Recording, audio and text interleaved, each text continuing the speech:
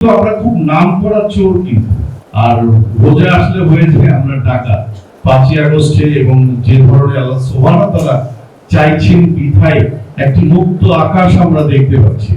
তারেক রহমানের নেতৃত্বে বাংলাদেশ যেভাবে এগোবে আমি আশাবাদী। আমাদের এত নিজের ঘরে এত প্রবলেম যে ওদিকে তাকাবার আমাদের ওই দুঃসাহস মতো করার দরকার নাই। ইরাকে কি হচ্ছে, ইরান কি হচ্ছে, ওগুলি কি হচ্ছে, আমাদের এত নিজের ঘরে এত প্রবলেম যে ওদিকে তাকাবার আমাদের ওই দুঃসাহস মতো করার দরকার নাই। আমি মনে করি আমাদের এখানে অনেক প্রবলেমগুলি আছে, এই প্রবলেমগুলি কাটাতেই প্রায় 2 কোটি মানুষের প্রয়োজন পড়ে। আমাদের অনেক সময় অনেক বড় বড় কথা বলি আমরা, কিন্তু মূলত কাজ করতে চাই যে অনেকেই ক্যামেরা না থাকলে কাজই করতে চায়।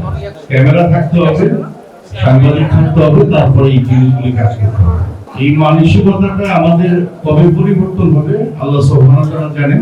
বাংলাদেশে কিন্তু প্রচুর নেশাগ্রস্ত ছেলেরা, কিন্তু ইয়াং ছেলেরা কিন্তু রাস্তায় নেশা করে পড়ে আছে। আমি মূলত এই বছরে ইফতার পার্টিতে এই প্রথম আমি আসলাম। আমার বন্ধু রবি খুব কনফিউজ হয়ে গেছিল যে আমি যাবো কিনা, ও আমার বন্ধু ছিল। এই জায়গাটাই, মানবতার জায়গাটাই হচ্ছে সবচেয়ে বড় কথা। তো আমরা খুব নাম করা চোর, কিন্তু আর রোজা আসলে হয়েছে আমরা টাকা। এই যে আমাদের অবক্ষয়, এই অবক্ষয়কে দূর করতে পারি না, কত দূরে যাব আমরা? আমাদের দীর্ঘদিনের একটি মানবাধিকার লঙ্ঘনের পর থেকে 5ই আগস্টে এবং যে ধরনের আল্লাহ সুবহানাহু ওয়া তাআলা চাইছেন বিধায় একটি মুক্ত আকাশ আমরা দেখতে পাচ্ছি। এই মুক্ত আকাশের কিছুক্ষণ সময়ের একটু আলোকিতে আমরা ভীষণভাবে আলোকিত হচ্ছি আমাদের তারেক রহমান সাহেবকে দেখে। তার নেতৃত্বে আমি মনে করি একদিন ইনশাআল্লাহ আমি যদি বেঁচে থাকি এটুকু বলতে পারি, তারেক রহমানের নেতৃত্বে বাংলাদেশ যেভাবে এগোবে আমি আশাবাদী।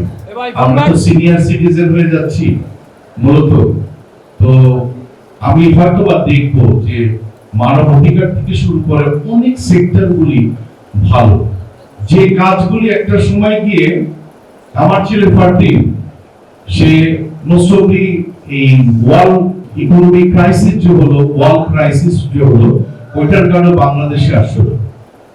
সে এসে বলল যে ইট ইজ ট্রু বাবা, যে গুলশানে তারেক সাহেব এইভাবে থাকে, এত নরমালি গাড়ি দিয়ে যায়। ও অবাক হয়েছে। এইভাবেই দেখতে চাই আমাদের বাংলাদেশটাকে, এইভাবেই দেখতে চাই।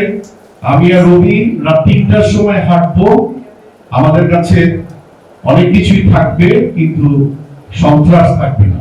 এই মানবাধিকার এই জায়গাটা থেকে ব্রাইট করতে হবে আমাদের। দেশে দেশে সবার সাথে দ্য নিউজ।